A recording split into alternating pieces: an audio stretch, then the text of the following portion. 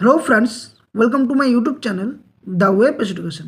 So friends, এই মুহূর্তে একটা বিগ ব্রেকিং নিউজ, সেটা হচ্ছে বিএড দিয়ে টেট পাস যারা করেছিল তারা কিন্তু পরবর্তীতে ডিএলএড করেছে 23-25 সেশনে, এবং তারা কিন্তু মামলা করেছে কলকাতা হাইকোর্টে। অর্থাৎ তাদের যে প্রাথমিক ইন্টারভিউ যে চলতি নিয়োগ প্রক্রিয়া চলছে বা ইন্টারভিউ চলছে, যা বর্তমানে পোস্টপোন হয়ে রয়েছে, সেই ক্ষেত্রে তারা কিন্তু যে ইন্টারভিউতে বসার সুযোগ, তার জন্য কলকাতা হাইকোর্টে মামলা করেছে এবং কলকাতা হাইকোর্টে দ্বারস্থ হয়েছে। তো কি রয়েছে আজকে মামলার শুনানি, কী হতে চলেছে, তার বিস্তারিত ব্যাখ্যা প্রথমে আপনাদের সামনে ভিডিওর মধ্যে তুলে ধরার চেষ্টা করব। আর বিএডরা কি আবারও ঘুরপথে ইন্টারভিউতে বসতে পারে, প্রাথমিক নিয়োগে কি আবার কোনো নতুন মামলা বা নতুন জটিলতা তৈরি হচ্ছে, সেই সমস্ত তথ্য এই ভিডিওর মধ্যে তোমাদের সামনে তুলে ধরার চেষ্টা করব। তো সকলে ভিডিওটা শেষ পর্যন্ত দেখবে। যারা চ্যানেল নতুন আছে অবশ্যই বলবো চ্যানেলটি সাবস্ক্রাইব করে পাশে থাকা বেল নোটিফিকেশন করবে। এই ধরনের সমস্ত গুরুত্বপূর্ণ কেস আপডেট, নিউজ নোটিফিকেশন তথ্য শেয়ার করা হয়ে থাকে। আর ভিডিও ডেসক্রিপশন বক্সে official Telegram channel link, official Facebook পেজের লিঙ্ক দেওয়া থাকবে, সেখানে সকলে যুক্ত হয়ে যাবে। যে কোনো কেস আপডেট, মামলা, প্রাথমিক রিলেটেড সমস্ত কিছু তথ্য শেয়ার করা হয়ে থাকে। তো চলো বিষয়টা কী ঘটেছে একদম ডিটেলস আজকে আলোচনা করা যাক। তো তোমরা সকলে জানো, এটা হচ্ছে কলকাতা হাইকোর্টের যে অ্যাপিলেটেড সাইট, সেখানে দেওয়া রয়েছে যে আজকে, অর্থাৎ গত যে আগে এই কিন্তু মামলা কিন্তু ফিল্ড হয়েছিল, সেখানে আজকে কোর্ট নাম্বার 11তে মামলা শুনানি হতে চলেছে, যেখানে অনারেবল জাস্টিস তপব্রত চক্রবর্তী এবং অনারেবল জাস্টিস পার্থসারথী চ্যাটার্জির বেঞ্চে কিন্তু এই মামলার শুনানি হতে চলেছে। তো মামলাটা কি, আমরা যদি নিচের দিকে স্ক্রল করি তাহলে দেখতে পাবো আজকে ডেটে নিচের দিকে পরের পেজে রয়েছে যে মামলা বিষয়টা, সেটা কিন্তু এখানে দেখো যে নাম্বার, কত নম্বর সিরিয়াল রয়েছে তার ডিটেলসও কিন্তু এখানে দেওয়া রয়েছে। তো প্রথমত যে একটা রয়েছে সেটা হচ্ছে 12 নম্বর সিরিয়াল, তোমরা দেখতে পাচ্ছ এখানে লক্ষ্য করে 12 নম্বর সিরিয়ালে যেটা রয়েছে,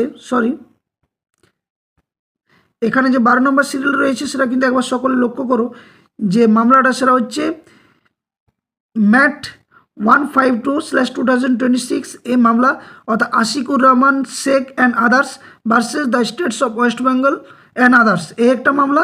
এবং দ্বিতীয় যে একটা মামলা রয়েছে সেটা হচ্ছে এখানে, অর্থাৎ এখানে যে রয়েছে সেটা হচ্ছে FMA 226/2026, এটা হচ্ছে Raju Hans and others versus the states of West Bengal এই মামলা। তো এটার মূল ভিত্তি হচ্ছে কি, তোমরা সকলে জানো যে এর আগে কলকাতা হাইকোর্ট তথা সুপ্রিম কোর্টও বলে দিয়েছিল যে বিএডরত যারা রয়েছে বা বিএড যারা করেছে তারা কিন্তু প্রাথমিকে এলিজেবল নয়, এবং এটা বারংবার কিন্তু বলা হয়েছে। কিন্তু সেখানে দেখা গেছে কি না, অনেক বিএড ক্যান্ডিডেট যারা কিন্তু তাদের টেট পাস, সেটা কিন্তু যেহেতু পর্ষদ তরফ থেকে কোনোভাবে বাতিল করা হয়নি, তারা সেই মুহূর্তে যেহেতু বিএডদের সেই মুহূর্তে অগ্রাধিকার দিয়েছিল ফর্ম ফিল আপ করতে টেটে, তারা ফর্ম ফিল আপ করে 2022 টেটে, এবং তারা কোয়ালিফাইড করে।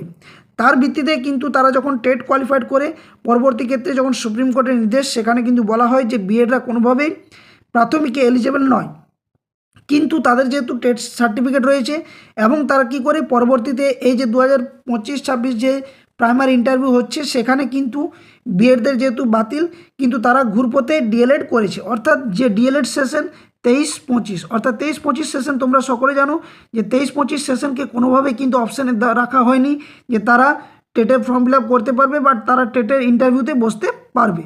তো এক্ষেত্রে কী দেখা দেয়, যেহেতু তারা পরবর্তীতে ডিএলএড করে ফেলেছে এবং তাদের যেহেতু টেট সার্টিফিকেট রয়েছে, তাহলে তারা অবশ্যই যে প্রাথমিক ইন্টারভিউতে বসার জন্য সে আর্জি কিন্তু জানিয়েছিল সুপ্রিম কোর্টও, সেখানেও কিন্তু বাধাপ্রাপ্ত হয়। কলকাতা হাইকোর্টও এটা নিয়ে বারংবার রায় দেয় যে বিএডরা কোনোভাবেই টেট পরীক্ষাতে বা টেট ইন্টারভিউতে বসার জন্য এলিজেবল নয়। তো এক্ষেত্রে আজকে কিন্তু এই মামলার শুনানি হতে চলেছে কোর্ট নাম্বার 11তে, বিচারপতি তপব্রত চক্রবর্তীর বেঞ্চে কিন্তু এই মামলার শুনানি হবে। তো কি রয়েছে আর একটু ডিটেলস যদি আমরা আলোচনা করি তাহলে ডিটেলস বুঝতে পারবো। তো তোমরা সকলে জানো যে দেখো এখানে আমরা যদি অ্যাপিলেটের যে সাইট, সেখানে ডিটেলস তোমরা দেখতে পাবে। এর আগে কিন্তু এই মামলার যে শুনানি সেটা কিন্তু আগেও হয়েছে, 6 তারিখ হয়েছে, 6 ফেব্রুয়ারি, 9 ফেব্রুয়ারি, 18 ফেব্রুয়ারি, 17 ফেব্রুয়ারি, এবং 17 ফেব্রুয়ারির যে রায় তার ভিত্তিতে কিন্তু বলা হয়েছিল যে 7 তারিখ, অর্থাৎ আজকে 7ই এপ্রিল, আজকে কিন্তু এই মামলার শুনানি হতে চলেছে 11 নম্বর কোর্টে, অনারেবল জাস্টিস তপব্রত চক্রবর্তী আর অনারেবল জাস্টিস পার্থসারথীর বেঞ্চে। তো কি রয়েছিল এর আগে শুনানিতে, কি বলা হয়েছিল তার ডিটেলসটা একটু তোমাদের সামনে তুলে ধরার চেষ্টা করছি। তো এখানে কিন্তু দেখলেই বুঝতে পারবে যে এই যে গত যে শুনানি 17-3, এখানে 17-3 যে আইটেম নম্বর 20-তে কিন্তু কোর্ট নাম্বার 11তে কিন্তু এই মামলার শুনানি ছিল, যেখানে FMA দেখো 226/2026 এই যে মামলাটা, এখানে নিচের দিকে দেখো দেখতে পাবে Raju Hans and others versus the states of West Bengal এই মামলা। তো এখানে কি বলা হয়েছিল, কোর্টের তরফ থেকে কী নির্দেশ দেওয়া হয়েছিল না, এখানে বলা হয়েছিল যে ডিটেলসটা সেটা কিন্তু আমি একটু ব্যাখ্যা করার চেষ্টা করছি। ওকে, তো এখানে বলা রয়েছিল যে যে সমস্ত প্রুফ বা যে সমস্ত ডকুমেন্টসগুলো রয়েছে তাদের রেকর্ডের মধ্যে যা রয়েছে তার সমস্ত কিছু সেখানে যে আজকে অর্থাৎ 7 তারিখে কিন্তু এই বিষয়টা উত্থাপন করার জন্য বলা রয়েছে। তো কি বলেছে, we are of the view that the application for stay need to be decided upon exchange of affidavits by the parties in view therefore the respondents are directed to file their affidavits in opposition addressing the issue raised in the application for stay as well as in the supplementary affidavit within 1 week অর্থাৎ এক সপ্তাহের মধ্যে যে supplementary আকারে যে affidavit সেটা কিন্তু জমা করতে বলা হয়েছে। Reply thereto if any filed within 1 week thereafter, এবং এক সপ্তাহের মধ্যে সেটা কিন্তু বলা হয়েছে। তো আজকে কিন্তু এই মামলা শুনানি এখানে লাস্ট যেটা বলা হয়েছে, list the matter for further consideration on 7th April 2026, এবং এখানে বলা হয়েছে যে 7 তারিখ অর্থাৎ আজকে কিন্তু এই মামলা শুনানির জন্য সমস্ত কিছু লিস্টেড রাখা হয়েছে। এবং আজকে কিন্তু কলকাতা হাইকোর্টে তোমরা যদি দেখো তাহলে কলকাতা হাইকোর্টের যে সাইট সেখানে কিন্তু এই মামলা কিন্তু আজকে 12 এবং 14 নম্বরে কিন্তু এই মামলা শুনানি হতে চলেছে। তো দেখা যাক মামলার কি রায় আসে বা কি দেয় পরবর্তী ক্ষেত্রে, আবারও কি আপডেট আসে তার সমস্ত কিছু তথ্য এখানে শেয়ার করা হবে। তো মোদ্দা কথা হচ্ছে যে বিএডরা কিন্তু বারংবার আবারও কিন্তু ঘুরপথে এই মামলা একটার পর একটা করে চলেছে, এবং যেহেতু বর্তমান পরিস্থিতিতে তোমরা সকলে জানো এই ভোট মুহূর্তে পোস্টপোন রয়েছে প্রাইমারি ইন্টারভিউ, তো সেক্ষেত্রে কিন্তু তারা আবারও যে কেস করেছে এবং মামলার কিন্তু যে শুনানি সেটা কিন্তু আজকে হচ্ছে। তো দীর্ঘদিন ধরে এই একটার পর একটা জড়িত থাকছে। যদি বিএডরা 23-25 ব্যাচে যারা ডিএলএড করেছে তাদের কিন্তু যে অগ্রাধিকার, সে অগ্রাধিকার দেওয়ার কথাটা কিন্তু এখানে তুলে ধরার জন্য তারা কিন্তু কলকাতা হাইকোর্টের দ্বারস্থ হয়েছে। তো সকলে কিন্তু ভিডিওটা শেষ পর্যন্ত যারা দেখলে তাদেরকে অসংখ্য ধন্যবাদ। ভিডিওটা বারংবার বলবো যে বাকিদের সাথে শেয়ার করো।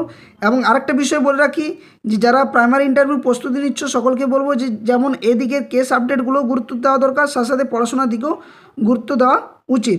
তো সকলে কিন্তু মানসিকভাবে প্রস্তুতি থাকো, কারণ এই ধরনের যে একটার পর একটা মামলা কিন্তু বিএডরা বারংবার আসছে। যদিও এটা নিয়ে কিন্তু এর আগে পর্ষদ বারংবার ক্ষতি করেছে, যে যেখানে বিএডদেরকে যদি সম্পূর্ণভাবে প্রথমে যদি ফর্ম ফিল আপ করতে না বলা হতো তাহলে কিন্তু তাদের এই জটিলতা তৈরি হতো না। তো কী হচ্ছে দেখা যাক পরবর্তী আপডেট। অবশ্যই যদি এই কেস আপডেটে কী শুনানি হচ্ছে তার নির্দিষ্ট ভিডিও কিন্তু পরবর্তী ক্লাসে বা পরবর্তী ভিডিওটি নিয়ে আসবো, যে আজকের মামলার কী কী শুনানি হলো, কী কী ঘটেছে, আদৌ কি বিএডরা প্রাইমারি ইন্টারভিউতে বসার জন্য এলিজেবল, বা আদৌ কি তাদের জন্য আবারও উইন্ডো ওপেন হবে ফর্ম ফিল আপের জন্য 23-25 যারা ডিএলএড করেছে তাদের জন্য। এই সমস্ত তথ্য একটার পর একটা শেয়ার করা হবে। তবে এক্ষেত্রে বলে রাখি, যদি বিএডরা কোনোভাবে এই প্রাথমিক ইন্টারভিউতে বসার সুযোগ পায় তাহলে কিন্তু যে ক্যান্ডিডেট সংখ্যা সেটাও কিন্তু প্রচুর পরিমাণে যেমন বাড়বে, সাথে সাথে যে একাডেমিকের ব্যাপারটা অর্থাৎ এই যে 23-25 সেশনে যারা ডিএলএড করেছে বা করছে তাদের কিন্তু যদি টেটের ইন্টারভিউতে বসতে দেওয়া হয় সেক্ষেত্রে কিন্তু যে একাডেমিক ব্যাপারটা, একাডেমিক স্কোরটা কিন্তু অনেক হাই হবে। কারণ অনেকেই কিন্তু এই মুহূর্তে 23-25 ডিএলএড ব্যাচ কিন্তু করোনাকালে তারা কিন্তু এইচএস বা মাধ্যমিক এই সমস্ত কোয়ালিফিকেশনগুলো রয়েছে এবং তাদের একাডেমিক যথেষ্ট হাই রয়েছে। তো এই সমস্ত বিষয়গুলো খেয়াল রেখে কিন্তু যদি এরা কোনোভাবে বসে বা কোনোভাবে বসার সুযোগ হয়, আমি যদিও বিএডের বিরোধিতা করছি না, কিন্তু তারা যদি বসার সুযোগ পায় এক্ষেত্রে কম্পিটিশনটা অনেক হাই হবে এবং ইন্টারভিউটা একটা বিস্তর একটা হিউজ পরিমাণ ক্যান্ডিডেট কিন্তু এখানে অংশগ্রহণ করতে পারে। ওকে, তো এই ছিল সম্পূর্ণ আপডেট।